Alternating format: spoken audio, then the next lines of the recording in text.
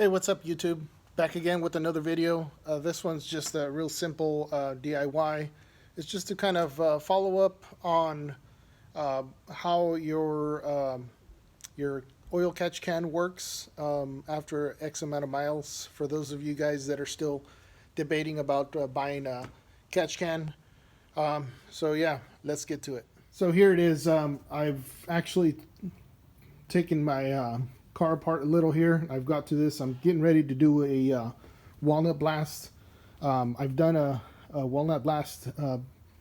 The last time I did it was, I want to say like 15,000 miles ago, 15, maybe 20. So anyway, this is what it looks like running oil catch can. I got this one from Burger Motorsports, as you guys can see there.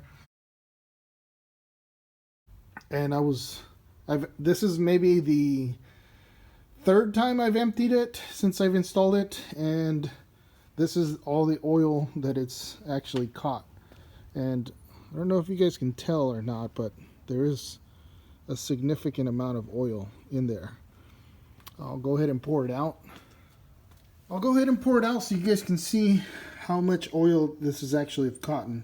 And for those of you guys that are still debating on doing this, you should do it. Maybe even add a secondary one. That's kind of what I'm starting to think I should do here. So just to check it out.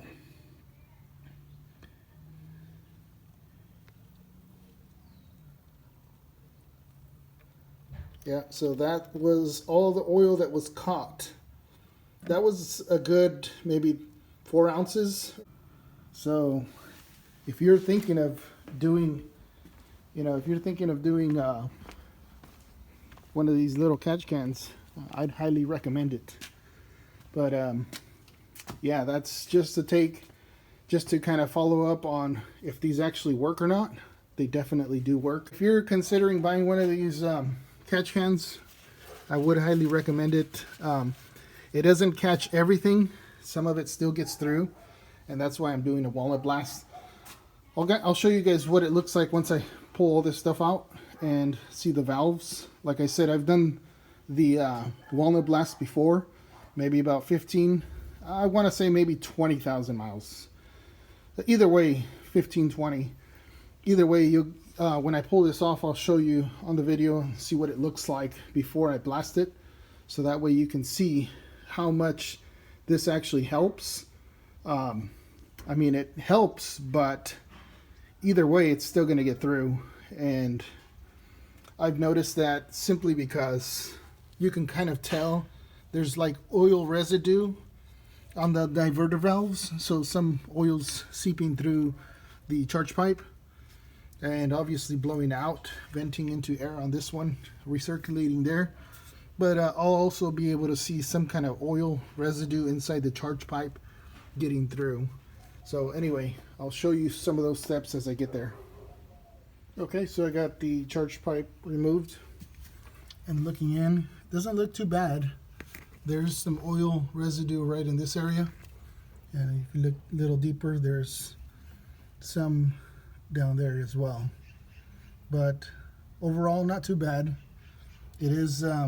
It does have oil, so that just kind of proves that oil does get through, even after having a catch can. So let's pull the rest of this off and look at what the valves look like. Okay guys, so the manifold is off. I have some, you can tell there is some fluid there, obviously. So that means, once again, catch can works, but some still gets through. And let's see how bad this is. So there we go. That's after having done a walnut blast about 20,000 miles ago. Just gives you an idea of how dirty these things get, especially when you're running high horsepower. And at least, especially if you're running at least 400, 450 horse, Yeah, so that's what those look like there. Let's see if I can get a, yep, there's that one. And number 6 looks pretty dirty as well. So yeah, so in a nutshell, pay to have the actual catch can, but you're still going to have to do a walnut blast at least every 20,000 miles. So I bought the kit so I could do it, especially when you have a direct injection vehicle. I have 2 of them. So anyway, that's in a nutshell. That kind of shows you how these work. And of course, you're still going to have to get the walnut blast. This is not going to solve your problem. It will help, but it won't solve it. So all right guys, so I'm almost done. I did most of the valve cleaning already. So take a look at, yeah, and pardon the mess. I'm going to clean that up. So anyway, as long as the valves are nice and clean, that's the objective. So same thing here. Everything looks clean and legit. I still got to do this one. This one's actually open. The valve's open, so I'm going to have to tap into this bad boy right here. And I'll show you guys how to do that too. I have a video on walnut blasting as well. If you guys are interested in that, I'll put a link in the description.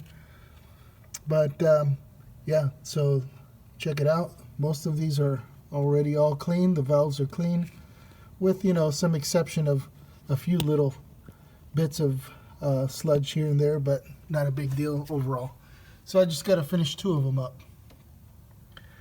And so yeah, usually what you do is you want to do is you disconnect this wire here, and what you want to do is tap in from this terminal to this nut there.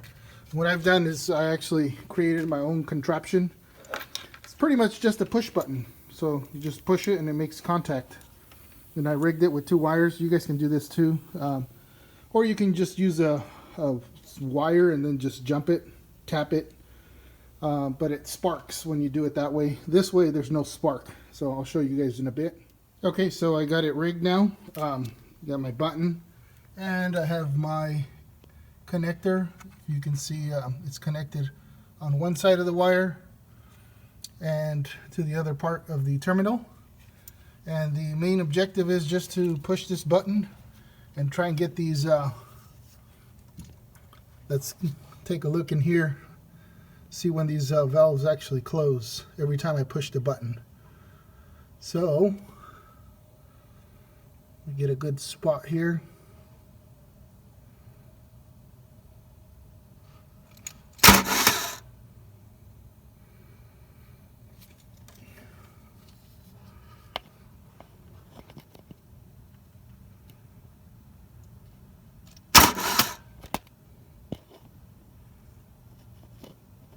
The valves are open and the valves are closed. Let's see if I can. And now this last one is open, so I'll take care of this one first, and then I'll do the same, take the same steps, and then do the last one. So that's it for this video. It's just kind of like an update to show you guys how these catch cans work. If you guys found this helpful, hit the like and subscribe, and thanks a lot.